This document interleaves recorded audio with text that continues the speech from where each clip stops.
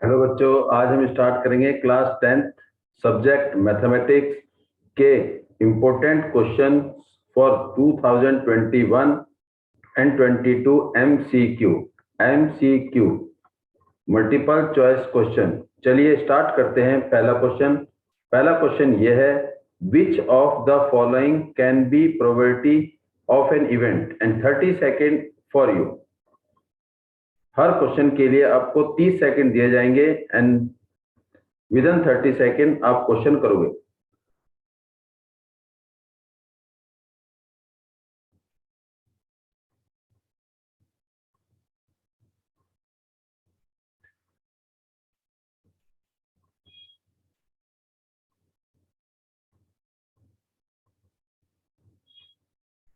Now time up. Which of the following can be the probability of an event. इनमें से कौन सी event की probability हो सकती है? -0.04 नो, नेगेटिव प्रोबेबिलिटी कभी नहीं होती। जो प्रोबेबिलिटी होती है वो क्या होती है?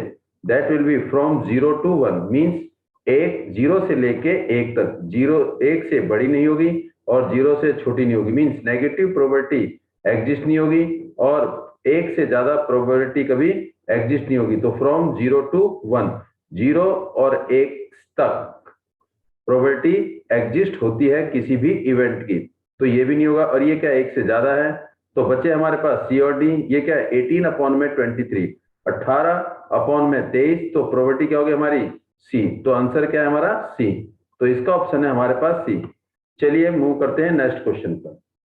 Your time start now.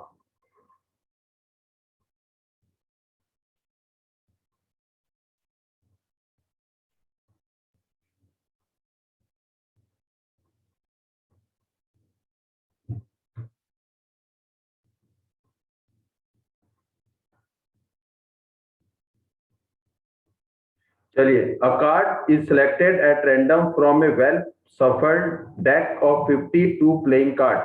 52 पत्तों में से एक कार्ड को चुना गया है।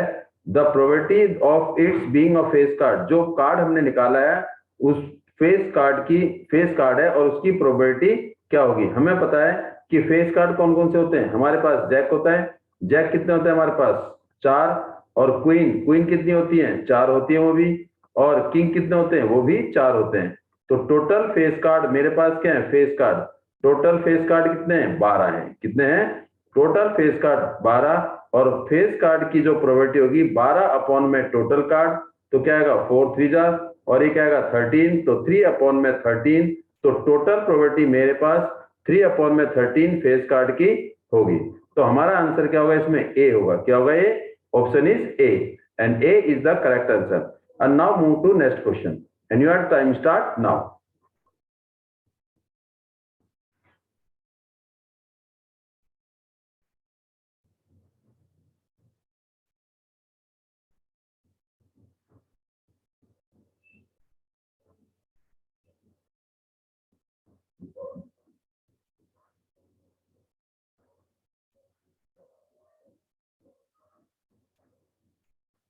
चलिए, ये हमारे पास क्वेश्चन है। अ bag contain 3 red balls. Red ball हमारे पास 3 and 5 white ball. White ball मेरे पास 5 and 7 black ball. Black ball मेरे पास 7। तो टोटल बॉल हो गया मेरे पास 15। 5 plus 3 plus 7 is equal to 15. Total ball is 15. What is the probability that a ball drawn from the bag at random will be neither red और nor black? जो हमने एक ball निकाली है वो ना तो रेड होनी चाहिए और ना ही ब्लैक होनी चाहिए। तो P neither red not black, ना तो रेड होनी चाहिए ना ब्लैक होनी चाहिए। मींस व्हाइट कलर ऐसा है जो ना रेड है ना ब्लैक है।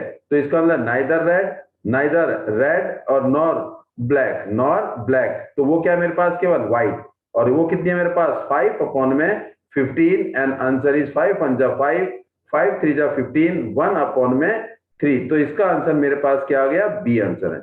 And now move to next question. Your time start now.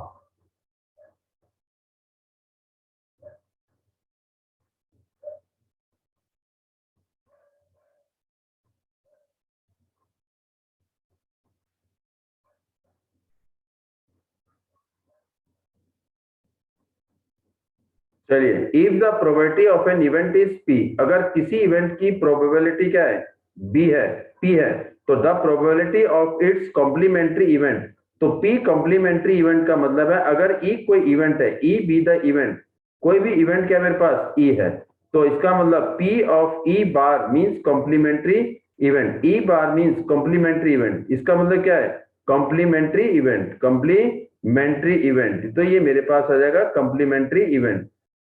P not means not E, तो ये क्या होगा 1 माइनस पी ऑफ ई और इज इक्वल टू 1 माइनस, तो ये ई क्या है, पी है, तो हमारे पास आंसर आ जाएगा सी, तो option is C.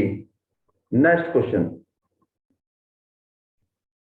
Question number ये आपके पास दो क्वेश्चन है and for these two question, इन दो क्वेश्चन के लिए आपको 8 मिनट मीन 60 सेकेंड दिए जाते हैं।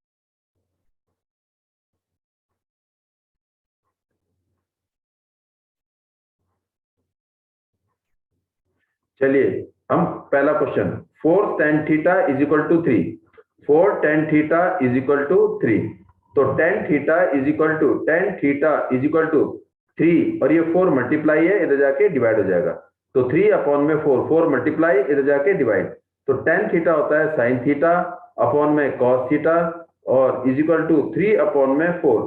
अगर हम कंपेयर करते हैं तो sin थीटा 3 के बराबर और cos थीटा 4 के बराबर, तो sin theta is equal to 3 and cos theta is equal to 4, ये आ गया sin theta is equal to 3, cos theta is equal to 4, हमारे पे किसकी वैल्यू निकालनी है, इसकी वैल्यू निकालनी है, 4 sin थीटा माइनस में cos थीटा अपॉन में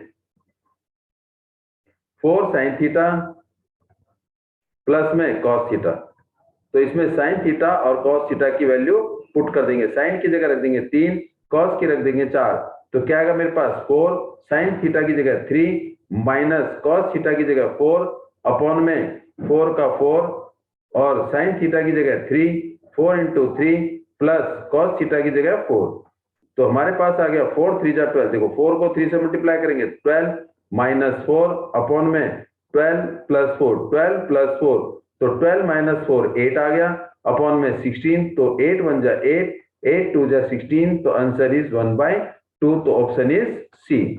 तो हमारे पास जो पहले पार्ट का क्वेश्चन है उसका ऑप्शन क्या हमारे पास सी है। चलिए मूव करते हैं क्वेश्चन नंबर सेकंड पार्ट में, sin theta minus cos theta is equal to 0, then the value of sin की पावर 4 थीटा प्लस cos की पावर 4 थीटा, अगर हमारे पास sin theta minus cos theta is equal to क्या है 0 है, तो हम इसको लिख सकते हैं sin theta is equal to, ये माइनस का है इधर जाके किसका हो जाएगा प्लस का हो जाएगा, तो sin theta is equal to cos theta, sin theta minus cos theta is equal to 0, तो sin theta is equal to cos theta, sin theta cos theta के बराबर कब होता है, जब थीटा दोनों में क्या होगा सेम, और वो कब होता है थीटा जब कितने डिग्री का हो 45 डिग्री का, जब थीटा 45 डिग्री का हो तो sin 45 और cos 45 दोनों क्या होते हैं सेम होते हैं, तो थीटा इज इक्वल टू 45 कब, जब sin 45, इसका मतलब sin 45 वो भी 1/√2 और cos 45 वो भी 1/√2, दोनों की वैल्यू 1/√2, तो दोनों सेम होंगे, लेकिन हमें वैल्यू किसकी निकालनी है, sin की पावर 4 थीटा, sin की पावर 4 थीटा प्लस cos की पावर 4 थीटा, तो इसको हम कैसे लिखते हैं sin थीटा की पावर 4 प्लस में cos थीटा की पावर 4, cos थीटा की पावर 4, और ये क्या है हमारे पास sin थीटा, थीटा कितना है 45, तो sin 45 की पावर 4 और प्लस में cos 45 की पावर ये भी 4 हो जाएगी, तो इसका मतलब sin 45 1/√2 की पावर 4 प्लस में cos 45 1/√2 की पावर 4, तो 1 की पावर 4, अब यहां पर क्या करेंगे 1 की पावर 4 1, अब ये क्या है √2 की पावर 4, तो √2 की पावर 4 किसके बराबर होता है, देखो √2 इंटू √2 इंटू √2 इंटू √2, कितनी बारी 4 बारी, तो √2 को √2 से मल्टीप्लाई करेंगे 2, √2 को √2 से करेंगे तो 2, 2 2 जा 4 आ गया, तो इसका मतलब 1/4, दोनों सेम है, तो ये भी क्या आ जाएगा 1 प्लस में 1/4 is equal to LCM same, तो क्या आएगा 1 + 1, 1 + 1 2, 2/4, और ये मेरे पास आंसर आ जाएगा 1/2। तो इसका मतलब अगर हम देखें तो सेकंड का भी आंसर क्या है, सी 1/2। चलिए मूव करते हैं नेक्स्ट क्वेश्चन में। द डिस्टेंस करिए, now your time start now.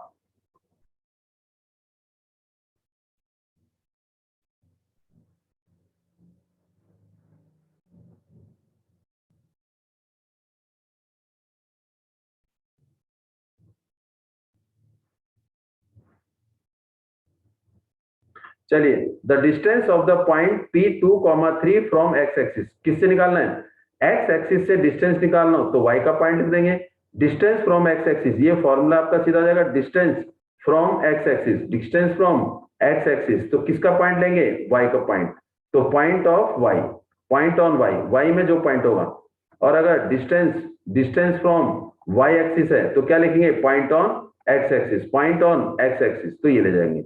अब इसमें क्या है 2, 3, फिर भी आप देखिए ये मेरे पास क्या है एक्स एक्सिस, एक्स डैश, ये क्या है वाई, और ये क्या है वाई डैश, तो इसमें क्या लिखा है 3, 2, 3, दिस इज 2, 3, तो इसका मतलब यहां से परपेंडिकुलर ड्रॉ किया, यहां से परपेंडिकुलर ड्रॉ किया, यहां से यहां तक का डिस्टेंस एक्स है, दिस इज एक्स, और वो क्या है 2 यूनिट, यहां से यहां तक का डिस्टेंस कितना है 3, ये भी 3, तो इसका मतलब मेरे पास एक्स एक्सिस कौन सा है, ये इस पॉइंट का, इस पॉइंट से एक्स से दूरी कौन सी कहलाएगी, ये कहलाएगी वाई पॉइंट, वाई की दूरी, ये तो ये कितना है 3, तो इसका मतलब डिस्टेंस फ्रॉम एक्स एक्सिस किसका पॉइंट होगा, वाई का। अगर ये डिस्टेंस फ्रॉम वाई एक्सिस बोलता तो किसका लेते हैं, एक्स का, लेकिन यहाँ किसका पूछा है, एक्स का, तो किसका पॉइंट लेंगे, वाई का, तो वाई की वैल्यू कितनी है 3, तो इसका मतलब distance from X axis is 3 unit. ये हमारा क्वेश्चन है। Move to next question and your time start now.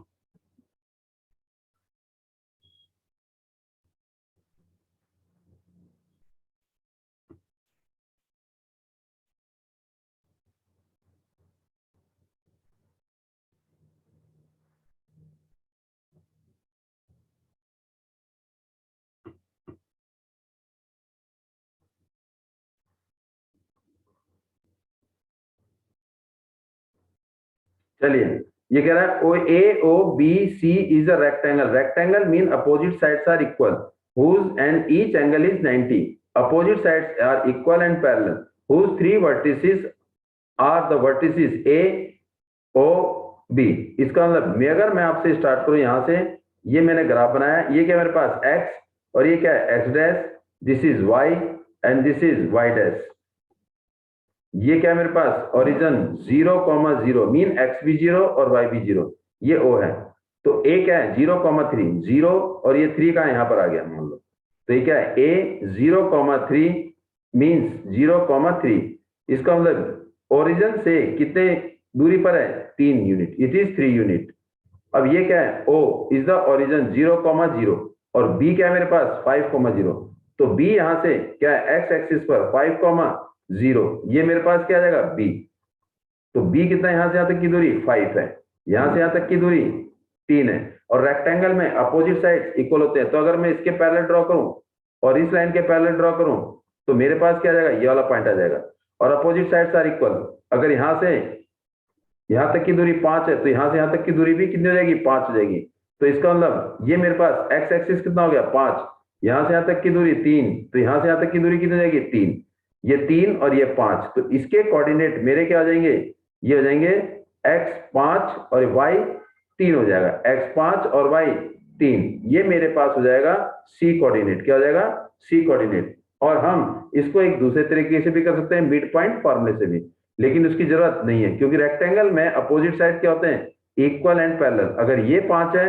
तो ये भी 5 है, अगर ये 3 है तो ये भी 3 है, तो ये जो पॉइंट है मेरे पास सी, ये एक्स एक्सिस से कितनी दूरी पर है 3 यूनिट की दूरी पर, तो y का पॉइंट हो गया 3, ये जो पॉइंट है y से कितनी दूरी पर है 5, तो x का कोऑर्डिनेट हो गए 5 और y के कोऑर्डिनेट हो गए 3, तो मेरे पास c आ गया 5, 3।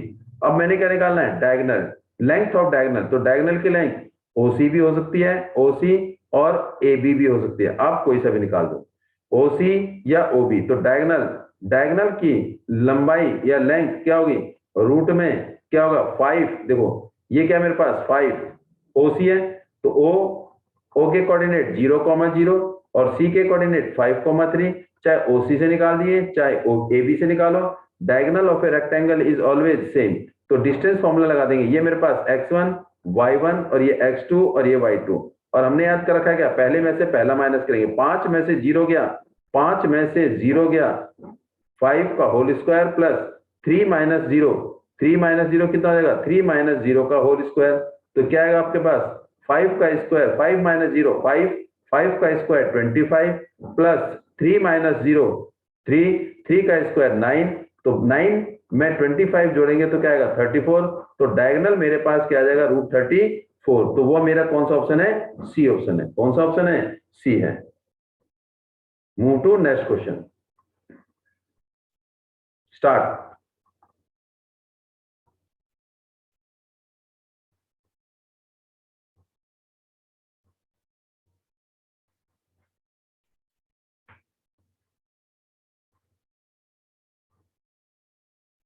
चलिए, the perimeter of a triangle, perimeter mean sum of all side of a triangle whose vertices, vertices दे रखे हैं तो पहले एक फिगर बना लेंगे, नहीं तो बड़ा लंबा पड़ जाएगा। ये क्या है मेरे पास x और ये मेरे पास क्या है x डैश, ये क्या है मेरे पास y और ये क्या है y डैश।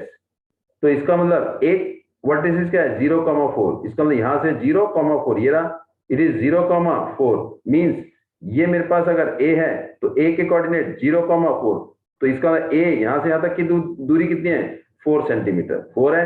फिर क्या है 0,0, ये क्या है मेरे पास ओरिजिन 0,0 मीन x भी 0 और y भी 0, ये मेरे पास 0,0 हो गया a o।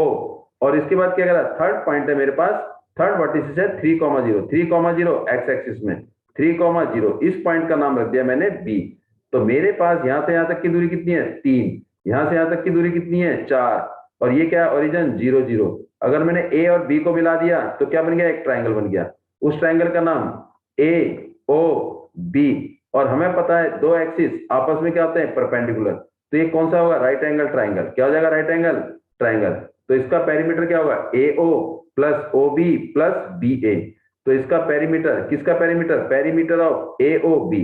तो फॉर्मूला क्या लगाएंगे, A B sorry A O plus O B, A O plus O B plus A B, A B. और ए बी कितना है हमें पता है 3 4, तो 3 4, और इसकी जब 3 परपेंडिकुलर हो या बेस हो और ये क्या हो बेस या परपेंडिकुलर हो तो हाइपोटेनस क्या हो जाएगा 5, पाइथागोरियन ट्रिपलेट के हिसाब से। फिर भी अगर आपने निकालना हो तो ए बी निकाल दीजिए, A B is equal to root में ए ओ का स्क्वायर प्लस में ओ बी का स्क्वायर, ओ ए का स्क्वायर प्लस ओ बी का स्क्वायर। तो क्या आएगा मेरे पास ए ओ कितना है 4 का स्क्वायर प्लस 3 का स्क्वायर, 4 का स्क्वायर 16 प्लस 9, 16 प्लस 9 कितना हो गया √25, और √25 कितना होता है 5 सेंटीमीटर। तो ये मेरे पास 5 सेंटीमीटर आ गया। और हमने निकालना क्या है perimeter, perimeter mean sum of all side mean 4 plus 3 और प्लस 5।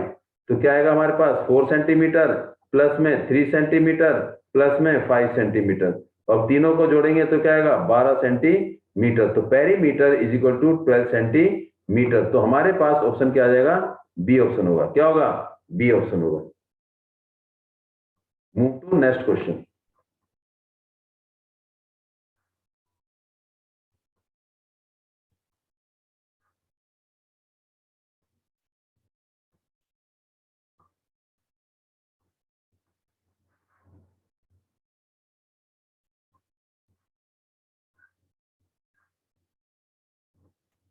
चलिए, if the point P 2,1 lie on the line segment joining the point A and B। मेरे पास एक पॉइंट A है 4,2 और दूसरा पॉइंट मेरे पास क्या है B, और उसके कोऑर्डिनेट क्या है 8,4। एक पॉइंट है P क्या है मेरे पास 2,1, P 2,1 किसके बीच में AB में लाई कर रहा है, किस रेशो में 2:1 में, 2:1 में। तो AP मेरे पास 2 है और पीबी क्या होगा 1, इनका रेशो हो गया 2:1। तो पूछा क्या है इसमें, ये 4 ऑप्शन है, तो हम देखेंगे क्या इसका मतलब, हमारे पास कई कंडीशन हो जाती है। अगर ये टोटल ये 2 है और पीबी कितना है 1, तो टोटल मेरे पास ए बी क्या हो जाएगा 2 + 1 is equal to 3, 2 + 1 is equal to 3। तो मेरे पास सीधा आंसर आ जाएगा एपी। देखो एपी हमें निकालना है, एपी एबी के बीच में रिलेशन और पीबी और एबी के बीच में रिलेशन। तो पहला देखते हैं एपी, ए पी अपॉन में एपी कितना है मेरे पास 2 और एबी कितना है मेरे पास 3 है। देखो अपॉन में एबी, एबी कितना है 3, तो इसका मतलब एपी अपॉन में AB is equal to 2 upon में 3। तो मेरे पास एपी आ जाएगा 2 अपॉन में 3 एबी। तो ये है ऑप्शन कहीं, ये ऑप्शन मेरे पास कहीं नहीं है। देखो ये ऑप्शन कहीं नहीं है, तो क्या करेंगे, देखो एपी मेरे पास क्या है, एपी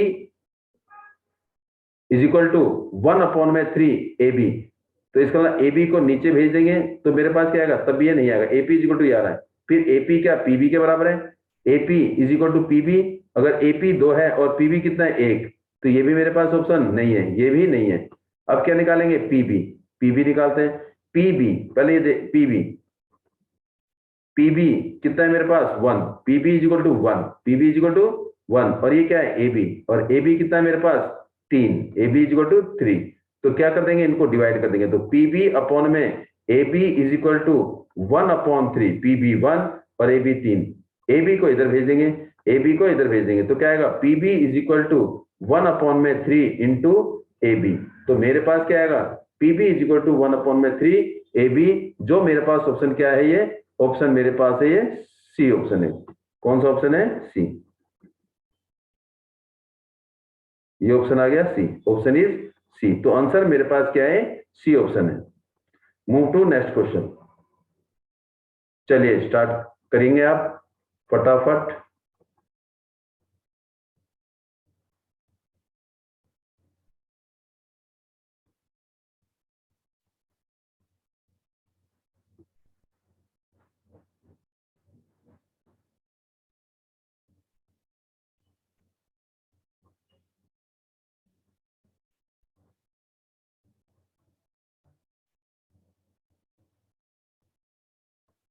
चलिए, the length of the diagonal of a rhombus is 16 centimetre and 12 centimetre.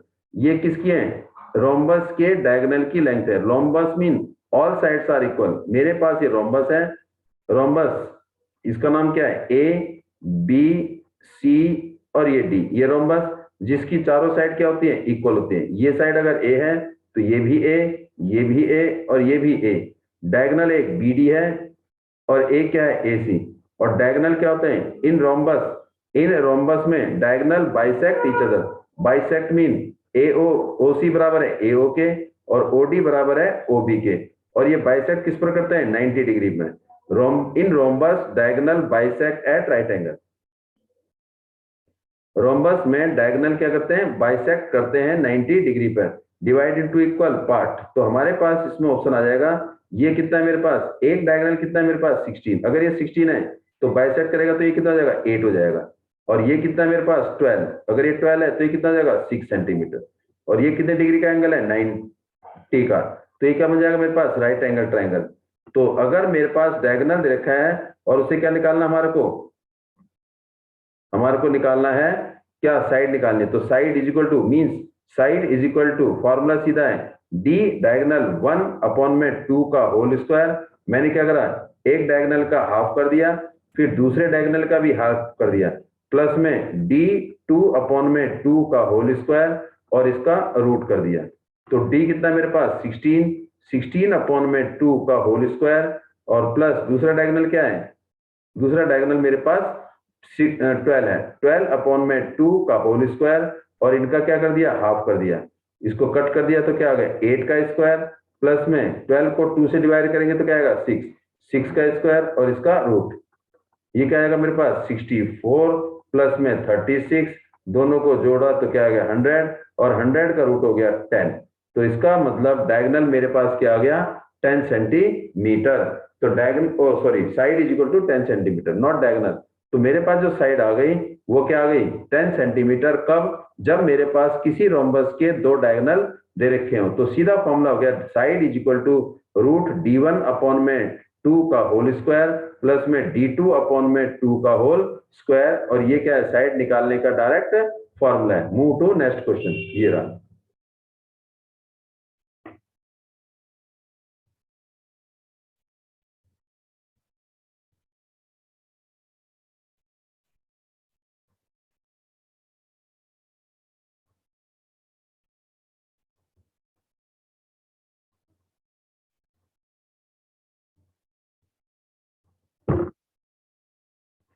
चलिए solution, pair of equation y is equal to 0। अगर मैं एक ग्राफ ड्रॉ करूं इसका, इसमें दोनों पॉइंट किसके हैं, y के हैं। जब भी दो पॉइंट दे रखे हो तो दोनों लाइन क्या होंगी, या तो y के दे रखे होंगे या x के दे रखे होंगे। अगर x is equal to a और x is equal to b है तो ये लाइन क्या होंगी, पैरेलल होंगी। पैरेलल मतलब नो सॉल्यूशन। अगर y is equal to a और y is equal to b, दोनों पॉइंट y के दे रखे होंगे तो ये भी लाइन क्या होगी, पैरेलल, तो नो सॉल्यूशन। और अगर मान लो x दे रखा है a और y दे रखा है b, x और y दे रखे होंगे तो इसे हम बोलेंगे क्या, यूनिक सॉल्यूशन। और उसके कोऑर्डिनेट, उसके सॉल्यूशन होंगे a, b। अगर x is equal to a दे रखा है और y भी क्या दे रखा, x इज इक्वल टू क्या दे रखा है, a, दोनों वैल्यू क्या दे रखी है, सेम दे रखी है, दोनों वैल्यू क्या दे रखी है, सेम।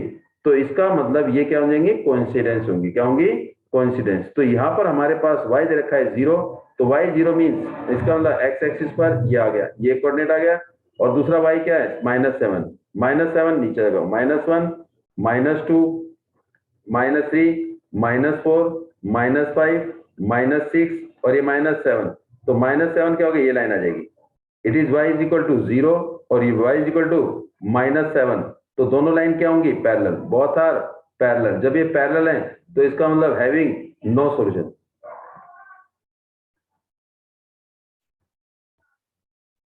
ये मेरे पास आएगा no solution.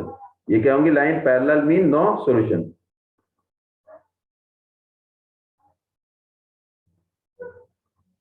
Move to next question. अब हम करेंगे अगला क्वेश्चन।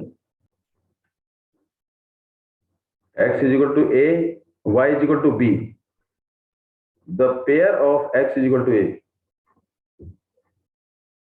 अब इसे सॉल्व कैसे करेंगे, ये भी क्या है, x is equal to a, y is equal to b, mean x का कोऑर्डिनेट दे रखा है और y का कोऑर्डिनेट दे रखा है, दोनों x और y दोनों दे रखे हैं। तो इसका मतलब ये दोनों लाइन क्या होंगी, इंटरसेक्ट होंगी। कैसे, देखिए, ये मेरे पास x और ये x dash and this is y और ये क्या आएगा, y डैश। अब ये क्या है, x is equal to X A, ये x का पॉइंट है, ये क्या आ गया, a, 0। तो इसका मतलब it is parallel to y axis, this is x is equal to a। और दूसरा क्या है, y is equal to b, y is equal to b ये रहा, तो this is y is equal to b। तो दोनों क्या हो रहे हैं, इंटरसेक्ट हो रहे हैं इस पॉइंट पर। तो इस पॉइंट का मतलब क्या, यहां से यहां तक की दूरी x का पॉइंट है और ये किसके बराबर है, इसके। तो x कितना है यहाँ पर, a, और यहां से यहां तक की दूरी कितनी है, b। तो y क्या हो जाएगा, b। तो a, b। तो पैरेलल है, नो। इंटरसेक्टिंग है, हाँ, लेकिन इंटरसेक्टिंग पॉइंट क्या देखा है, b, a, तो नो। कोइंसिडेंस है, नो। तो कौन सा आंसर आ जाएगा, डी ऑप्शन है। तो ऑप्शन इज डी, इसका ऑप्शन है मेरे पास D. Move to next question. The next, do your self fast.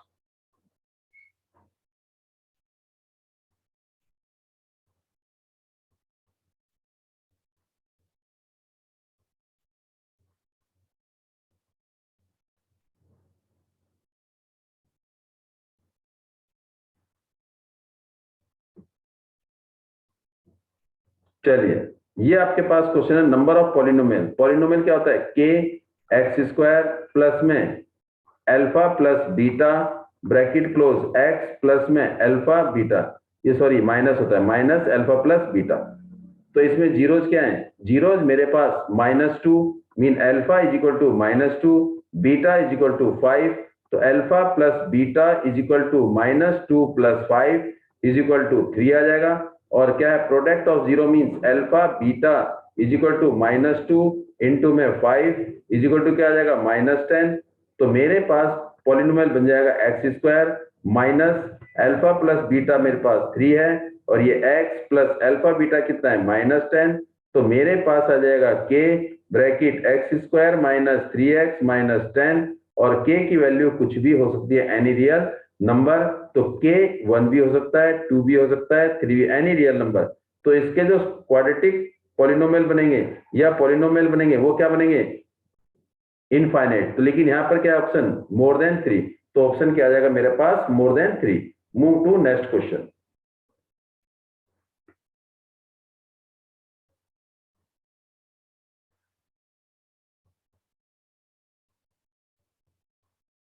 ये आपके सामने है, the decimal expansion of a rational number is 33 upon में 2 की पावर 2 इंटू में 5 विल बी टर्मिनेट। टर्मिनेट कब होगा?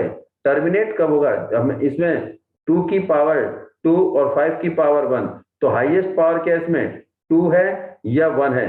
हाईएस्ट पावर इसमें 2 है, तो हमने देखना है कि डिनोमिनेटर के अंदर इसका मतलब factor of denominator, factors of denominator only 2 की पावर n और 5 की पावर n की फॉर्म में होनी चाहिए।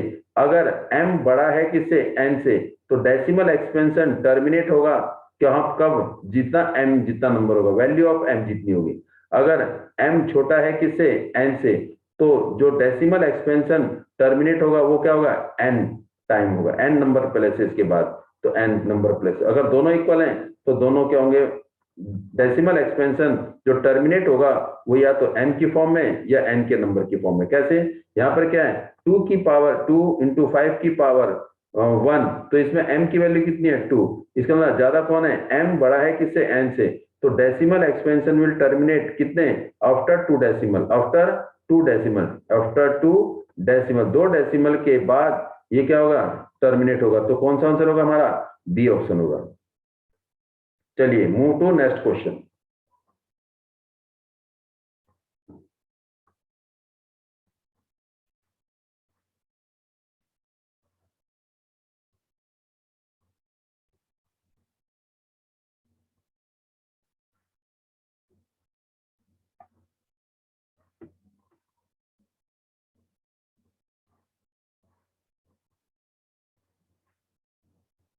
चलिए स्टार्ट करते हैं। द लार्जेस्ट नंबर का मतलब है हाईएस्ट कॉमन, और वो कौन सा? फैक्टर डिवाइडेड 70 और 125।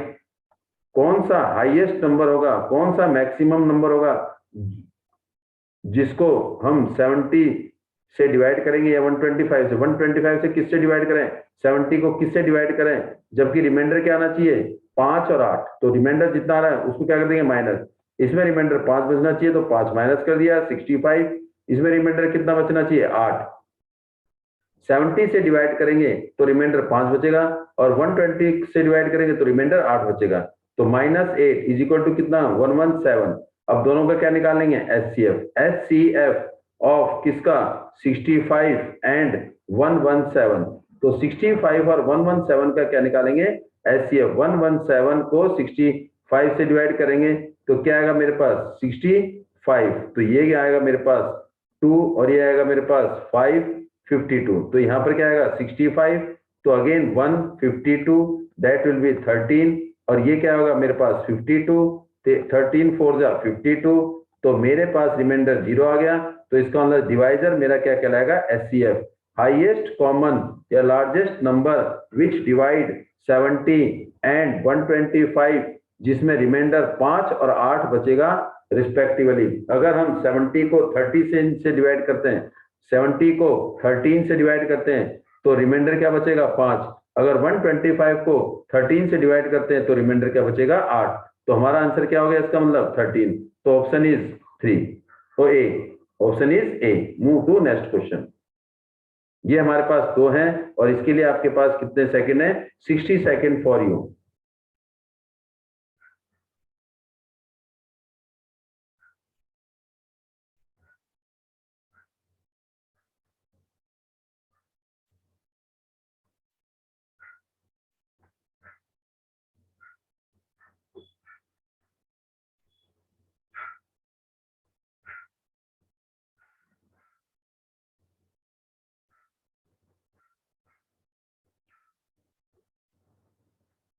चलिए इसमें क्या लिखा है? If the two positive integers a and b, a मेरे पास क्या है? x की पावर 3 और y की पावर 2, और b मेरे पास क्या है? x y की power 3। x and y are prime number, then HCF क्या निकालना है? एचसीएफ ऑफ किसका? a comma b। HCF mean highest common factor. जब भी एचसीएफ निकालते हैं तो हमें पहले बेस चेक करते हैं। यहाँ पर बेस क्या है? x, यहाँ पर बेस क्या है? x। तो क्या लिखेंगे? x की पावर 3, y की पावर 2, x के नीचे x लिख देंगे, x की पावर 1 और y की पावर 3। तो एचसीएफ निकालने के लिए जो वेरिएबल है, जो बेस है, उसमें जो मिनिमम पावर है वो चेक करेंगे। इसमें x की पावर 3, इसमें x की पावर 1, तो HCF निकालने के लिए क्या आएगा, x की पावर 1। यहाँ पर क्या है, y की पावर 2 और y की पावर 3, तो इसमें मिनिमम पावर कितनी है, 2 है। मिनिमम पावर कितनी है, 2, तो y की पावर 2 आ जाएगी। तो आंसर मेरे पास आ जाएगा x y की पावर 2, ये मेरे पास HCF होगा। This is answer, HCF is x y की पावर 2। तो मेरे पास ऑप्शन क्या है, इसमें बी है। क्या है ये, B. And move to next question. If two positive integers p and q can be expressed, p मेरे पास क्या है, a b की पावर 2 और q मेरे पास क्या है, a की पावर 3 और ये b की पावर 1, ये मेरे पास p है। तो पूछा क्या इसने, एलसीएम में उल्टा करते हैं। एचसीएफ में क्या करा था, मिनिमम पावर ली थी और एलसीएम में हाईएस्ट पावर लेंगे। तो एलसीएम ऑफ किसका, ए पी कॉमा क्यू का। तो इसका मतलब p कॉमा क्यू, ये क्या मेरे पास बेस a, ये क्या है बेस ए, दोनों में बेस क्या है ए, और एलसीएम निकालने के लिए हाईएस्ट पावर देखेंगे। हाईएस्ट पावर क्या है, ए की पावर 1 या ए की पावर 3, ए की पावर 3, और यहाँ क्या है बी की पावर 2 और ये बी की पावर 1, तो हाईएस्ट पावर क्या है इसमें, बी की पावर 2, तो इसका मतलब बी की पावर 2। तो एलसीएम इज ए की पावर 3 बी की पावर 2, तो ऑप्शन इज सी। तो हमारे पास ऑप्शन आ जाएगा सी आ जाएगा। Thanks for watching video, please like share and subscribe. जिन्होंने सब्सक्राइब नहीं किया, please subscribe the channel for the new videos. Thanks again.